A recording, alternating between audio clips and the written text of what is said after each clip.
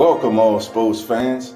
I'm Dolph Jackson, one of the hosts of the Come On In Sports Network, a brand new sports network catered to sports heads like yourselves. Here on the Come On In Sports Network, we'll be covering the latest topics and current sporting news from around the world, such as baseball, football, basketball, and more. So sit back, relax, put your feet up, and come on in. Welcome all sports fans. I'm Dolph Jackson.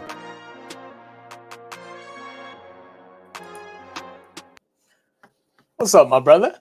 You got your mic muted just like I had mine muted for a second. Can you hear me? Oh, shit. Hold up.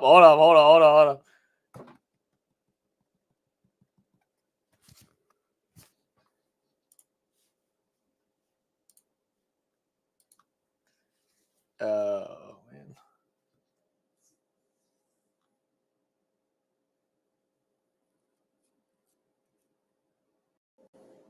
Hey, can you hear me? Your mic's muted. All right, there. Okay. How we There. go? Can you hear me now? There we go. There it mic is. problem. There it is. All right, man. There we go. Want to welcome everybody to Come On In NBA. This is the Western Conference Final Recap with Zach. Yes, I'm sir. Dolph Jackson, and Nine is checking in right now. We will have the lines open as we would give you the recap of this game. Hey, we want to hear from you. What are your thoughts from game one? As hey, there's our player of the game. I'm going with Luka Doncic for the player of the game. Luka on the night, 33 points from the field. Great efficient night. First half, it was Kyrie Irving that was carrying the Mavericks. Second half, late third, early fourth, Luka came to life, man, and took this thing home. Mavericks get an impressive road win to open up the Western Conference Series. And what I'm seeing, I'm gonna get Nine on Zach's opinion. Just from game one, what I'm seeing is the Mavericks have two closers, and right now the Timberwolves to me have one. And I think in the long run that may just spoil trouble for the Minnesota T-Wolves. What's your thoughts, gentlemen? I'll let Nana tag it first, man. What you got, brother? I mean, I do agree that the Mavs do have two closers compared to the T-Wolves. Even though we did see the Cat we saw today was a lot more energetic, a lot more, just being more hands-on when it came to not necessarily finding a shot, but when he had the ball, taking his shot. I definitely like that. But I liked yours was Luka. I'm going with Kyrie because if Kyrie does not play the way he played today, they don't win this game.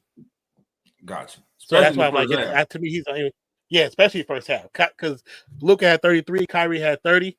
But if Kyrie don't do what he did and goes all defense, he's only getting 9 to 10 points. That's what he was averaging when he was guarding directly. He was only averaging 9 points. So mine is Kyrie for sure. Man, I think Kyrie was 11 to 14, I believe, in the first half. I mean, very efficient from the floor, man. And 11 14 in the first half. And some of the shots he was hitting, man, it was like he was at Rucker Park, man. It was just like, man, come on, man. I mean, you had the one right at the end of the half where he gets just absolutely pushed to the side. He's almost flat down like the Zohan, if you ever seen that movie with Adam Sandler. He somehow gets the flick off the backboard to get the finish in the and one to bring it to I think it was a 1 or 2 point game right at the end of the half. It's phenomenal work, man. Phenomenal. I think people forget that Kyrie's left-handed and he can play with both hands.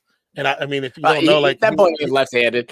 He's left-handed, right-handed, middle-handed, behind-handed, forward-handed. He's handed everywhere. He went to a private school, and private Catholic school back in the day. It was being left-handed was against the devil, so they used to pop his hand. So they forced him to play right-handed when he was in school. So he had to learn how to play right-handed. So he can play no matter what side he can play. You can't cut off the side. Yeah, right. They used to pop his hand with a ruler. Now to give my opinion on the first topic, that middle hand, hey, Mozzie Docs, you didn't come into our whole stream. You got to come and join Dolph. We see where your allegiance lies. Okay, Moz? I'm just kidding. What's up? What's up, brother? What's up, Docs?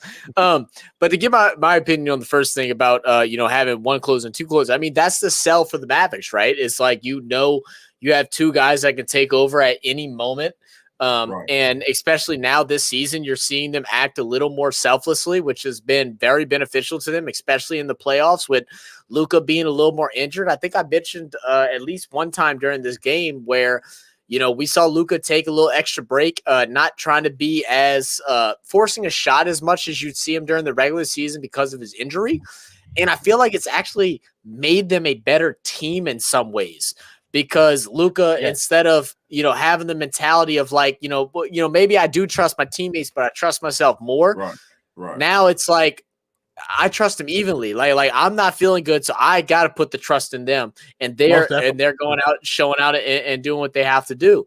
I mean, for the Timberwolves, look, I need Anthony Edwards to get that monkey off his back right now, right? He came in with a chip in his shoulder in the playoffs and just dominated. He was that dominant force that we expect him to see him, even at a young age, but we expected him to be the main attention, the main person for this Timberwolves team.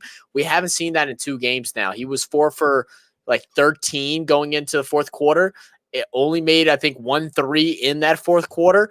I like how he tries to involve other players when his shot's not dropping. He's very selfless with the ball. But at some point, you got to realize, your team knows that you're him. The team trusts in you. We need you to trust in yourself, and we need you to go look for a bucket. Right. Yeah.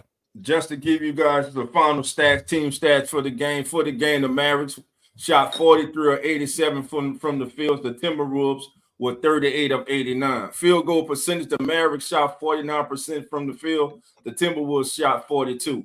3 points from behind the arc. The Mavericks were only 6 of 25 from behind the arc. The Timberwolves were 18 of 49. They took 49 threes tonight. 3-point percentage, 24% for the Mavericks and 36% for the Timberwolves. Free throws. Nobody can complain about free throws. Timberwolves went to the charity stripe 18 times. The Mavericks went 17. Difference, the Mavericks from the charity stripe, 94%, Timberwolves 61%. The Mavericks out-rebounded the Timberwolves by 8, 48 to 40. The Mavericks had 11 offensive rebounds. The Timberwolves had 10. Defensive rebounds, it was 37-30 in favor of the Dallas Mavericks. Assists for the contest, the Dallas Mavericks had 21. The Minnesota Timberwolves had 23.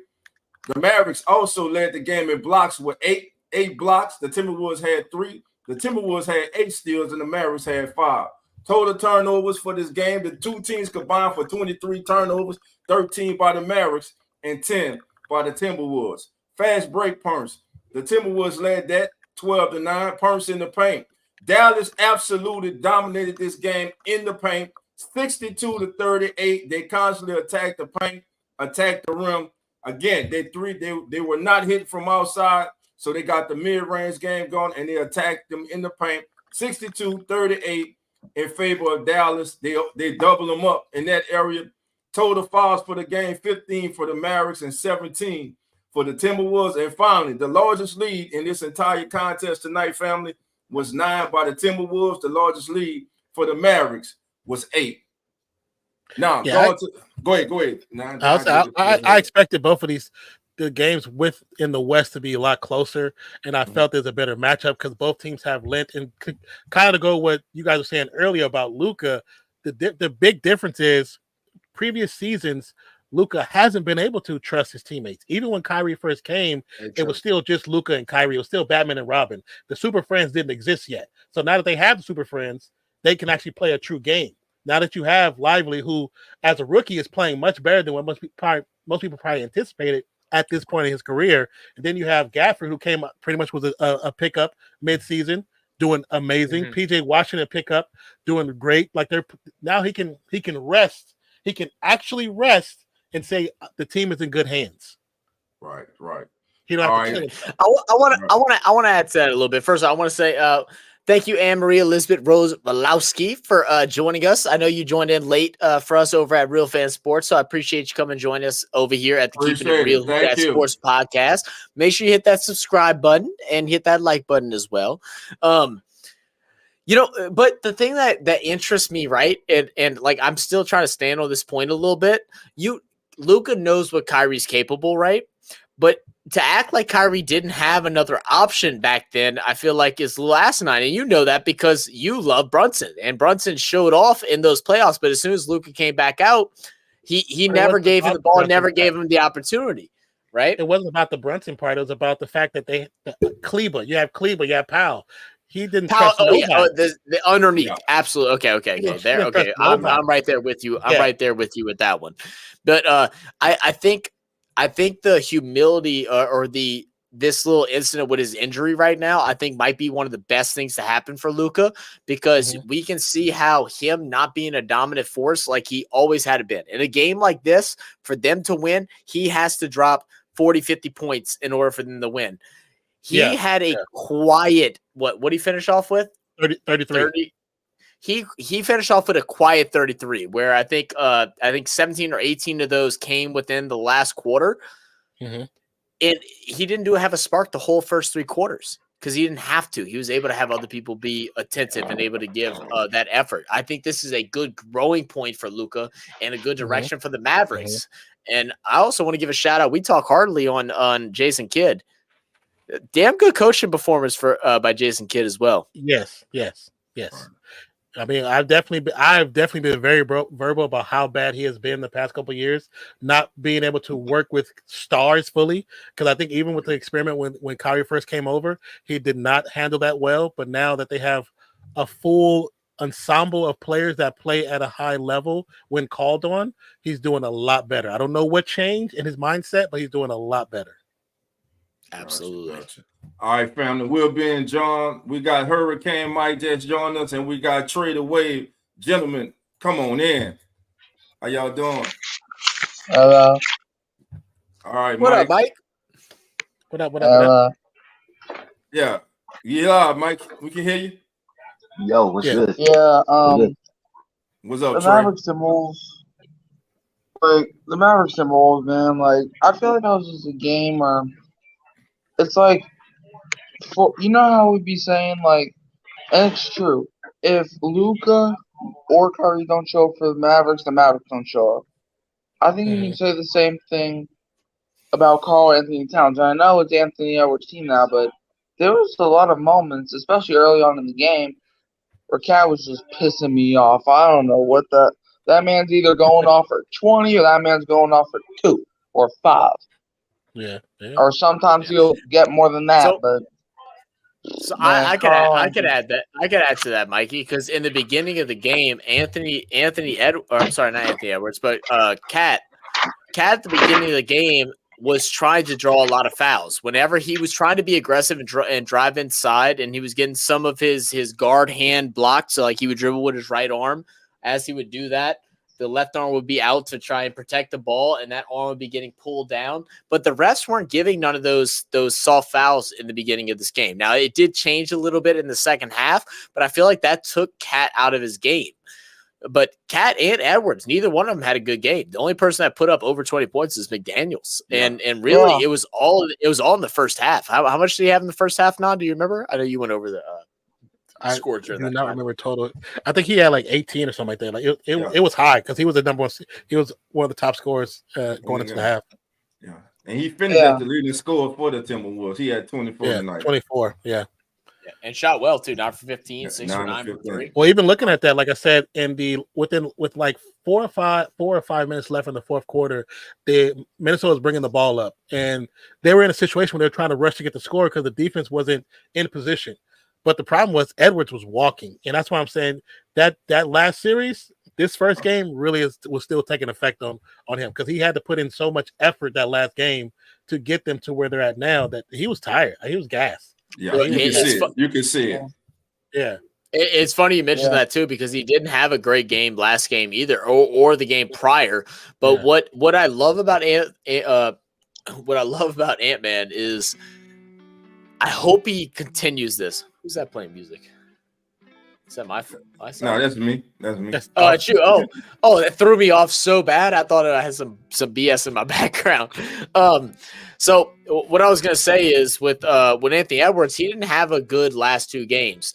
The one thing I hope as he matures and realizes the star that he can be, that he continues putting out this kind of effort that he's doing so far tonight.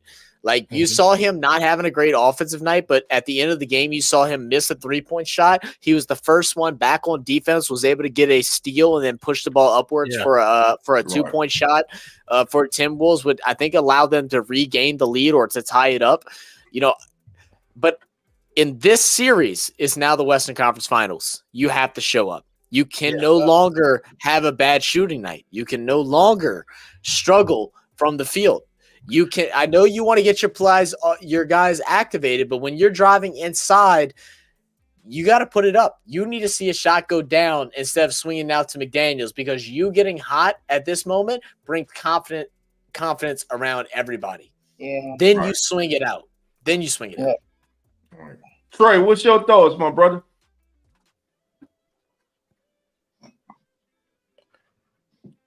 I don't know if he's at his station or not. I see him down there. Trey, can you hear us? Give us a thumb up if you can hear us. Your mic is muted, Trey. Trey has some like the worst mic issue. Yes, we can hear you. What's up, Trey? How you doing, my brother? I hate this laptop. Good. I hate this laptop. I just hate this laptop. Okay. Okay. I say the reffing of this game is better than the Pacers game. I wish we had the West for the Pacers games. Yeah. Yeah. I'm still mad about that. And I kind of like this. I kind of like the Western Conference Finals game better than the Eastern Conference, to be honest. Because if the reffing keeps on doing this, I might not just watch the Pacers at all if the refs be screwing us again. You just trying not to have your heart broken, Trey. So Trey's a Pacers fan. He's a Pacers fan. Trey, you think the refs screwed y'all last night? Or them turnovers late? Whole game management at the end. That was Tyrese Halliburton's fault. Absolutely his fault. Okay. But the referee ain't got nothing to do with that. Yeah. The one pleasure of watching today's game was actually seeing ball movement and not just dribbling. Like yesterday, it was all ISO ball. It was really it's an ugly form of basketball. I mean, Dolph and I are the old heads. I'm working my way there, but I can't stand that ISO ball that's being played right now in the NBA. And it's just an ugly form of basketball. That's what led to all those sloppy dribbling that led to just silly turnovers. Like, I don't think we saw a single play last night that was like that Dallas play where they went full court without dribbling the ball for an easy lay-in. Yeah. Well, that's like we said, when you look at the Pacers and Celtics game, you can see where the AAU kids were handpicked and put into the league. And then when you look at Minnesota and Dallas, you see players who are raised a different way to play ball differently, to play team ball. You can see AAU all up inside the Pacers team, and it's bad because Halliburton is such a good talent, but in the last moments he should not have that ball in his hand, because that man was looking like Jordan Poole with the Washington now. I was like, why are you dribbling like this? Why are you doing this? What happened to training to dribble inside your pocket? Right? Like, what happened to keeping the ball close to you? Tyler Halliburton be dribbling like this, like he's slamming the damn thing. Like, at least it all on himself. Like that first turnover he had where it bounced off his foot and went out of bounds. I've seen Clayton Clark doing that too. There was no one on him. Yep. There was no one on him. Let me get the box scores, fellas, from the night scores for both teams. PJ Washington on the night was 4-10 from the field. Somebody turn you on the background, please. I got it. PJ Washington on the night, 4-10 from the floor, 13 punch. Jones Jr., 4-9 from the floor. He had 8. Daniel Gafford, he had 10. Coach Luka, 33. Kyrie Irving had 30. Tim Hardaway Jr., who's just been missing in action, played 10 minutes, did not attempt a field goal, had absolutely nothing to report. I don't know why I mentioned his name. But anyway, Derek Lively II had 9 punch. Green came off the bench for 13 minutes. He was 1 of 4. He had 3. Now, for the Minnesota Timberwolves, McDaniels played another great game, efficient game, 9 of 15 from the floor. Like Zach said earlier, 6 of 9 from downtown. He led the Timberwolves with 24. Rudy Gobert He had 12 points from the on the night, only 7 rebounds, and I think Rudy Gobert is one of the most overrated players in the National Basketball Association, but that's for another time. Carl Anthony Towns, who, like many people, he frustrates about it now if you want to. Yeah, he frustrates the hell out. Carl Anthony Towns frustrates the hell out of me too, especially in the last series. If they're putting Jackson or Murray on you, why the hell are you shooting threes, man? You supposed to punish them. He's got your big man. Start playing like a big man. We know you can hit the threes, but god damn it, stop shooting threes every time you touch the damn ball. Mike Conley Jr., the veteran, he struggled tonight. 2 of 7 from the floor, 1 of 6 from downtown. He only had 6 points. And the Ant-Man, like Zach saying, it's put up or shut up time, baby. It's the Western Conference Finals, NBA Finals appearance is on the line. Ant-Man tonight, 6 of 16, 5 of 12 from downtown. He finished with 19 points. Kyle Anderson went off in the first half. I didn't know who I was watching. Feeding him. I don't know why they stopped feeding him. I'll say who? He was 5 or 8 from the field, 1 or 3 from downtown, and he finished with 11. And Mr. Six Man himself, Nas Reed, 5 or 9 from the field, 3 or 6 from 3. He finished the night with 15 points, and the Mavericks get game 1, 108 to 105. So as we get, as you look forward to game 2 now, fellas. Jerry has a question for us. That's why I was gonna go to the question. Yeah. Let's go to Jerry's question. Go ahead. Now you can take the question. So as Jerry said that putback dunk by Towns didn't count, BS call or not. So in the rules for the NBA, the rim is a cylinder, correct? And the ball cannot be above the cylinder, and that's from the rim to the ceiling. From the rim to the ceiling. So because the ball was just a piece of the ball was above the cylinder, it does not count as ball interference. So it was like a 50th of the ball. Yeah, and the thing is that top camera angle, like they really need to do that better because that camera angle is actually angled this way towards the left side is going down this way. So that's why whenever you saw it as it goes up in the air, it looks like it's 12 inches off, but it's really not. It's the camera angle, and that's why once it came down. And when Towns finally touched it, you could see that there was room there. If that camera angle or if Towns would have actually caught the ball like 2 seconds higher and would have jumped, 2-3 inches higher, there would not have been a way to overturn it because you wouldn't have been able to see it. But also, if he catches it, cocks it back and dunks it, they're not gonna call it because he pulls it back and cocks it. He gets it off and puts it back. They wouldn't call it. But then just the last thing before you switch to the next game, what you guys are talking about with Edwards. Now, with Edwards, I understand everybody's commentary about him having to step up. This is what we have to remember. He's only 22 years old. And so because he's only 22 years old, this is a position he's not used to being in. He's not used to being in this position. So he's learning on the road. He's learning on the way, in the movement, in the moment. So it's gonna be tough on him regardless. And the unfortunate part is there's no real veteran besides Conley and Cat to tell him to step it up. Conley can only tell him so much because Conley ain't a winner like that. He ain't a title winner like that. So there's nobody there that's got titles that can really say, "Hey, this is what you got to do. This is how you got to play. This is how you gonna do when you wake up. This is what you need to eat." There's nobody to do that. So it's going to be a tough journey for him. Not saying he can't do it and he can't change up, but it's going to be a tough road for them. Hey Jerry, it's the new NBA. Hey, every big man shoots things now. I don't know why. It's not that it's wrong for him to shoot threes. If you have to realize and understand matchups, mismatch. Yeah, the moment. Yes. The moment. You have to understand the moment. If I'm 6'11" and I got a guy on me 6'1", 6'3", 6'4", all I got, man, I'm going down the post, I'm turning around, 100%. And I'm doing hook shots. I'm shooting over you. First of all, I can shoot over you all night. Why am I letting when Karl Anthony Towns has a smaller defender on him and he shoots threes, he's letting that defender off the hook. That's a win. That's a win. You're right. He's making it easy for that player to guard him. Go ahead, Zach. I want to add a little bit to that. So first of all, I am in complete agreement with majority of that because what Cat has done this year in comparison to past years is, past years he settled for 3-pointers a lot, and he did do that a good bit today. I think he shot He shot 2 for 9 from 3. He only took 11 shots inside the 3-point line.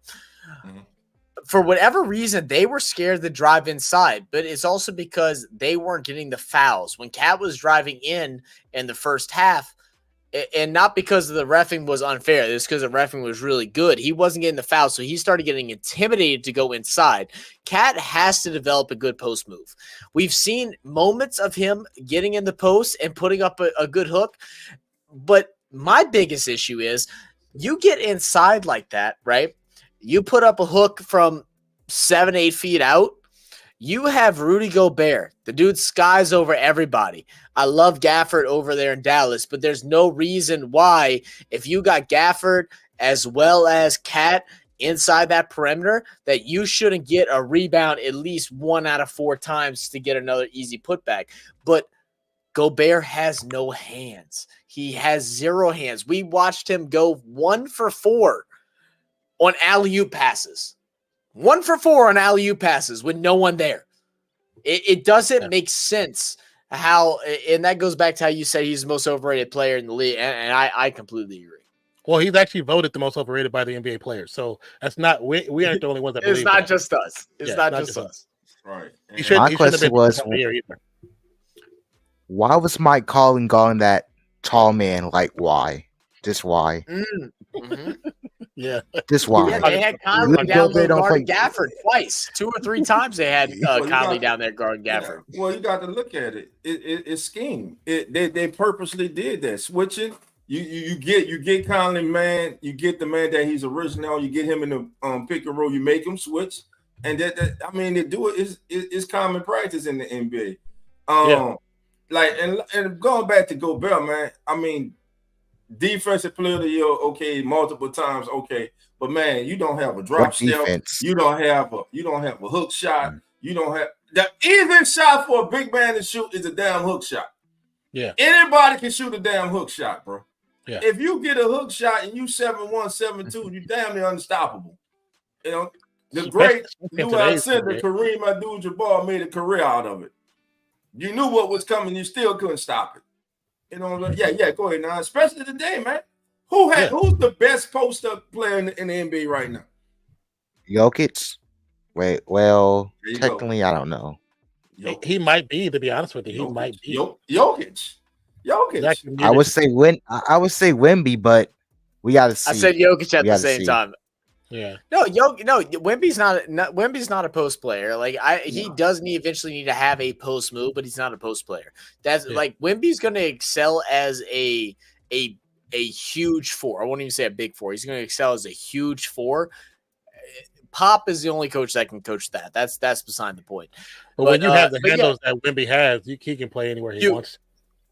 Exactly. Yeah. But Jokic by far, he has some of the best post move, the best spin. The only person I think that has a characterable spin as Jokic does or comparable is Embiid and sometime Giannis. Since Giannis has put on weight and put on muscle, he stopped working on his post moves. He's just a slasher now. He's a big man slasher. It makes no sense. I wanted to say I want to get Mike in here because Mike's mic was effing up, but it's back now working. Mike, what are your biggest issues with the Timberwolves, and then your biggest problem with the Mavericks? Let us know. I just think the Timberwolves, like, whenever something's not going their way, they start risking things. You see. Because you saw plenty of times in the first quarter, like they were moving, right? But then when the Mavericks were playing great defense, Anthony Edwards started throwing stuff out of bounds. You got Karl Anthony Towns freaking airballing floaters 3 times in the first quarter. Yeah, and that was all in the first quarter. And then when the game got down the stretch, we obviously saw Dallas go on that 13-0 run because Minnesota was not able to capitalize when the opportunity was given them. Like Dolph said, they were up like 9 points, and then they couldn't do nothing after that. So in the first quarter, Mike, whenever because like those mistakes happened like late in the first quarter. In the first quarter, when the Mavs were down pretty big, what were some things that fixed that? and what's some things you'd like to see him do differently going into next game? Well, the Dallas Mavericks, right? They're a team that is basically it's basically a team built around Luka and Kyrie to get other guys open and to basically also like do whatever they do. But what I've noticed in that entire first quarter of the game one and most of the game is that what the Mavericks are doing, they were making the Timberwolves fear Kyrie. Like I don't know if y'all saw, Kyrie was doing all types of dribble moves. Like they were trying to tire out Minnesota. You see, because Minnesota, they were trying to. I feel like I don't think they were working too hard, but Dallas was trying to tire them out with all the dribble moves that they're doing. So I think for next game, I think Dallas look like I think it's a good strategy, but we saw that nearly costed them. Like because Kyrie, yeah, he was balling in that first quarter, and also down the stretch. But I feel like what they gotta do, they gotta. I want to see Daniel Gafford get more involved. I want to see Derek Lively. I want to see him shine. I agree. So the Mavericks, I agree. I think they have a great opportunity. I like how you put they were trying to tire it down, and it worked out this time because as Dolph came in, he came in early in the first quarter. He said, "It is the Kyrie Irving show. This is must-watch TV." But can he always make those certain shots? I think he can make them at a high percentage, but can he always do it? That's the question. Yeah, I mean, Kyrie, look, we know what Kyrie is. He's been in the NBA for a hot minute. Kyrie Irving, look, obviously we knew when he played with LeBron, we knew when he played in Boston, and when he played alongside Durant and Harden. Kyrie's always been, I'm going to take it to you. He's always been a guy where I'm going to make you grow tired of me. I'm going to make you get sick of me. And that's what he's doing. You know, I was watching the matchup. I forgot who was on him. I think it was Anthony Edwards, but I'm not totally sure. They started doubling him a couple times. But the reason that they did that is because Kyrie, he's always been a guy that he wanted to make the other guy basically fear. Like, not in a fear way where you don't want to guard me type of way, but it's a fear of that if you do try to guard me, I am going to make you have a long sleep because I'm going to tire you out with all these dribble moves and all these weird circus shots. So I feel like Kyrie Irving is just a simple it's just it's either my way or the highway with him. Like he's always been built around one move, but that one move's always successful. You see, you always have these superstars on other NBA teams that have their one move, but you're like, how does it keep working over and over? Because we know what they're gonna do. That's what Kyrie is, but Kyrie's so effective because nobody can stop him. Because he's faster than you, he's quicker than you, and he's more fluid than you. So that's what he uses to take care of his opponents, and I feel like that's what got the job done today versus Minnesota. Oh, he's definitely, his bag is way more extensive than your average 2 guard or 1 guard. So it's even when you put your best defender on him, they're working tough, and that could be another reason why Edwards is playing the way he's playing too, because he has to guard Kyrie, and he's putting out too much energy. It's just like with Kyrie last series. He said out loud he was going to do what he had to do to stop defensively, and he changed the game. I mean, that's what he did, but it also affected his points. So this game, when Conley's on the bench and Edwards is trying not to really guard him, you're gonna see him go crazy every time. Because, like you said, Mike, it's one of the hardest things to do. Being a Warriors fan and seeing him take it to our team, it's hard to stop that dude, man. He is so good at what he does. And a Pacers fan. But as who Kyrie is, you can't stop him going right. You can't stop him going left because he plays both ways. So it doesn't matter what you do. You might be able to slow him down at times, but you will never be able to stop him. Yeah. Like Kyrie. So let me ask you this.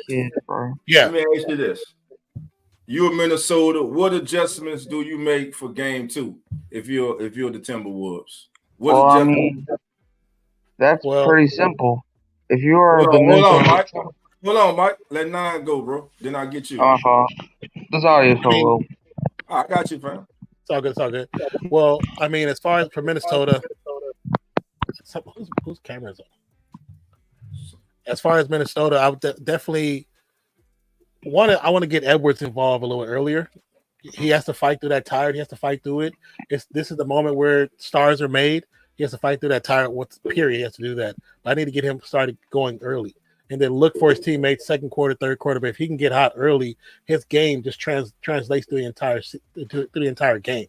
Right. Then also the situation with Cat. I liked how aggressive he was playing on points in the first game, but he was being too much like the Cat that likes to get fouled out early.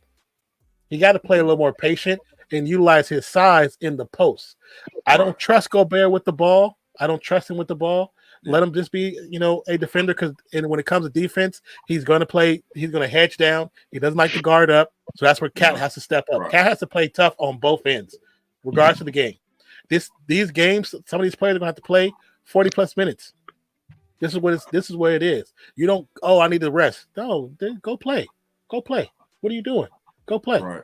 You're going to play 48 today. There is no sitting down. Right. One adjustment, if I'm Minnesota, that I'll look to make is I will put McDaniels on Kyrie Irving.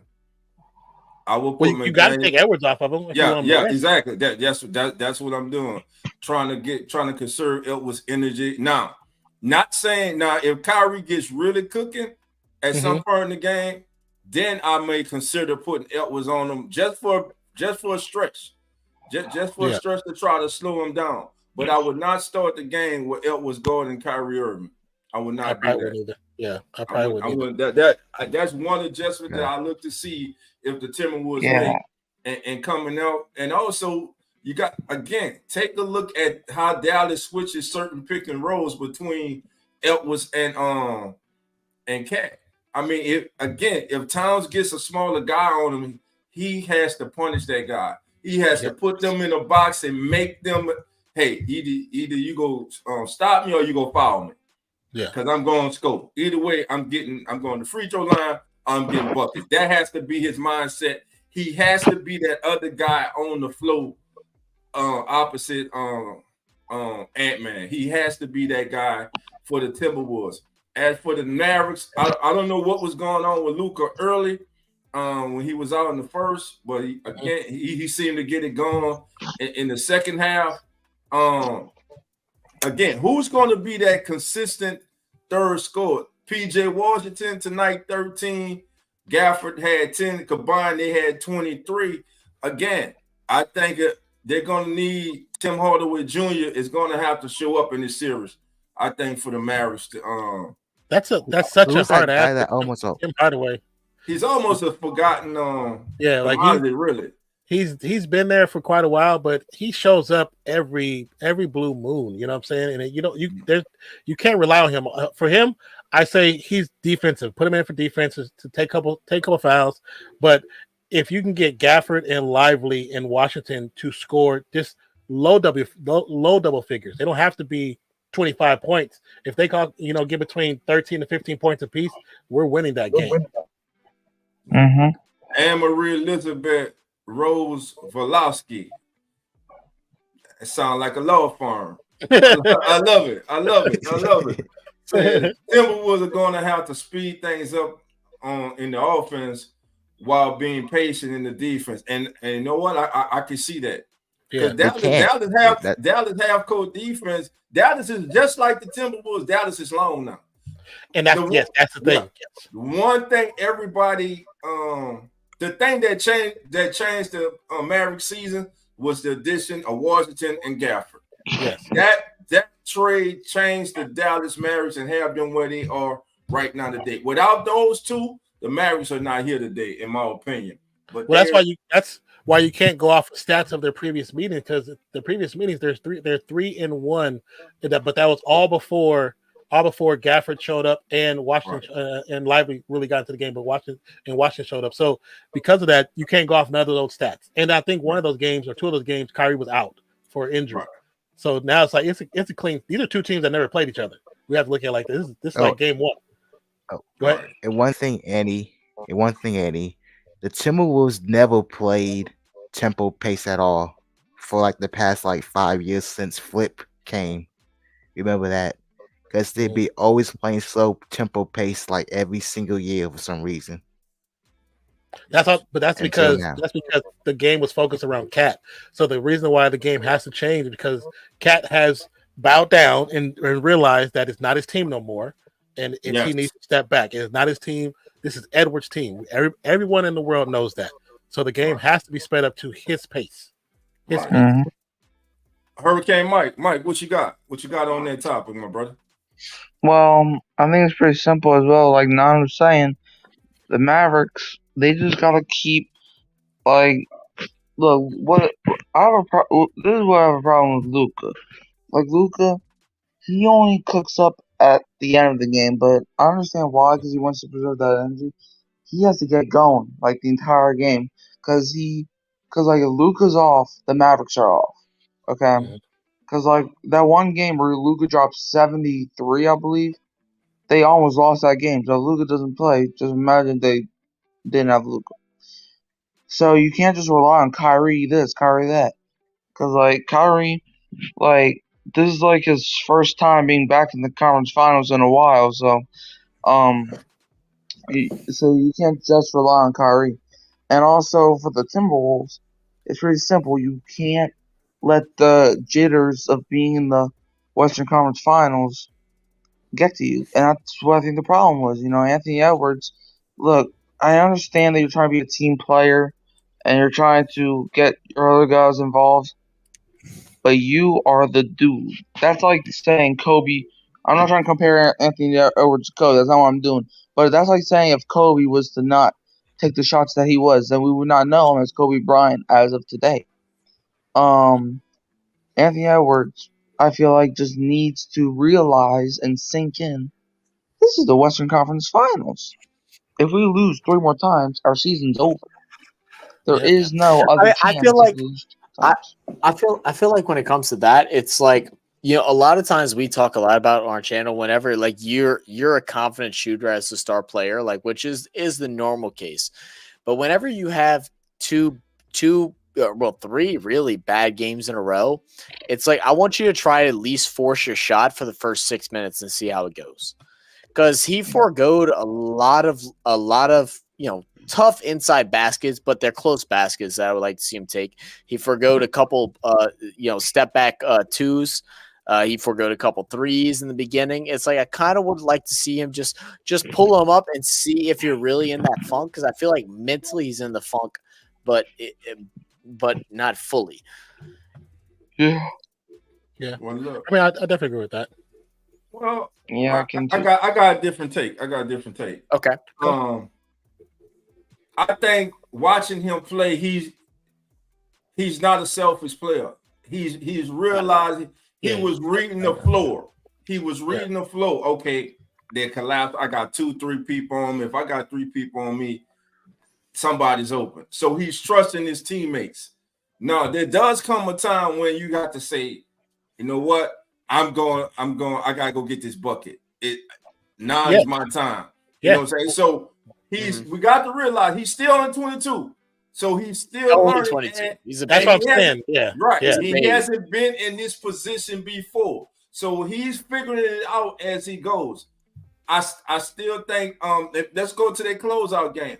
Many would say he had a bad game, but at the end of the game, he had a damn good game. He made the plays that were necessary to win that game.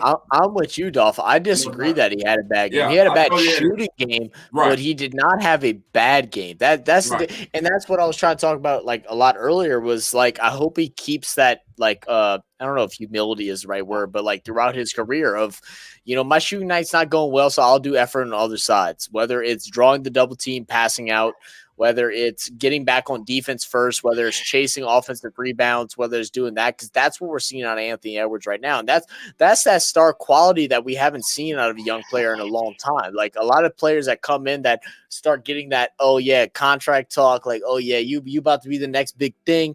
They start slowing down. I mean, as a Pelicans fan, Zion does it too, except for the games that he's mad. But most of the times with Zion, he might pull up for a midi. He's back. He started backing up after his third year. Or he shoots a three. He just sits and holds the hand and watches to see if it goes in instead of either getting back on defense or working on towards offensive rebound. You don't see Anthony Edwards just kind of sit there like other players do. That's the one thing I do appreciate by him. But like you said, I want to see the takeover moment. Yeah, it's cool to be selfless, but I need to see the takeover moment. I need you to eventually develop that mentality that my team, as much as I need to get my team involved, my team needs to see me be the main guy as well in order for them to feel confident and get successful. Whenever he's not knocking down shots and he's missing some open threes or he is getting timid driving to the basket, everybody else is timid driving to the basket. We saw that in the first half, even though they went up big and McDaniel was shooting three very well. They were not shooting inside because every time they tried to, they kicked out. So no one had confidence going at the rim. No one had confidence going at Gafford. No one had confidence, going at I think it was Jones Jr. that was playing the four for a bit. No one had that confidence that they needed. Well, that's also the thing where you have a team in the Minnesota Timberwolves who normally they are the long team on the court. Right. And there's no competition, but they run into themselves. They run into themselves with players who have more experience at some points. But at the same time, I agree with both what you guys have said about Edwards. There has to be a moment in the Stars' life, especially in the playoffs, the Western Conference Finals or the Eastern Conference Finals, regardless which side you're on. You need to have your Jordan moment. And right now, he needs to find his Jordan moment and take the game over. I don't care if Cat is hot. He needs to get hot. He needs to get himself in that position to be taking over the game. We've seen Luka do it. We know Luka has it. He has a gene. It's especially at home. That's my biggest thing. Yes. Yeah. Away, I understand, but at home, they're waiting for you to hit the big bucket. Yeah, they're waiting for you to draw them in and draw the crowd in because then at 5v5 turns on to a 6v5 with the crowd. Well, a 60,005 versus 5. Yeah. That's what you're looking for. I did want to say, what up, Cheesehead? I saw you earlier. How you doing, my brother? Appreciate you stopping by. I know you subscribed over here at Keeping It Real, but make sure you subscribe again and hit that like button. My paces. Also, Ann in the building. She said in regards to tomorrow night's game, Celtics have to score to stay ahead in the get-go and to slow down Indiana. Well, they did that last game, but it didn't work out. They went up 12 early, and they came back. They have to not play down to their competition. Can we take subject? There we go. No, we cannot change. I don't think it was that. I don't think it played down their competition. I just think that they always do. They always play down their competition. I just think the Pacers are better than we think. I hear a lot of people are surprised that I think they're better than a lot of people think. That the Pacers are in the Eastern Conference Finals. I'm not. They got the talent. They got the players. They belong there. The thing is, do they believe they belong there? Let's think about in regulation last night. The Pacers gave that game away. It was theirs. It was the youthfulness. Right. We talked about it. We talked about it a lot the other night. I'm sure you did too after watching the game. It was like we sat there and we're like, we saw the things that didn't work because Trey was telling us about, and we saw it too in the Knicks series where there were games where they actually played really good defense. Right. And then they went back to their old selves. Like Halliburton looked like he played for the Kings again. That's what it looked like. No defensive mind at all. At all. You know what it feels like to be a Pacer fan / Fever fan. We don't play defense at all, which is pissing me off like for the past couple years. Well, look, right now the Fever is losing to 83-79, and I'm freaking out right now. I'm just pissed off of everything now. It's early, man. It's early in the season. Give them time. They get it together. It's early. I can't wait till we get paid. We might tank again. Y'all not getting paid. You're not getting paid. Paid is going to the Golden State. Golden State might get them. There's our nine went with Kyrie as the player of the game. I'm going with Luka. for closing That's it cool. out I'm good with that. I'm good with that.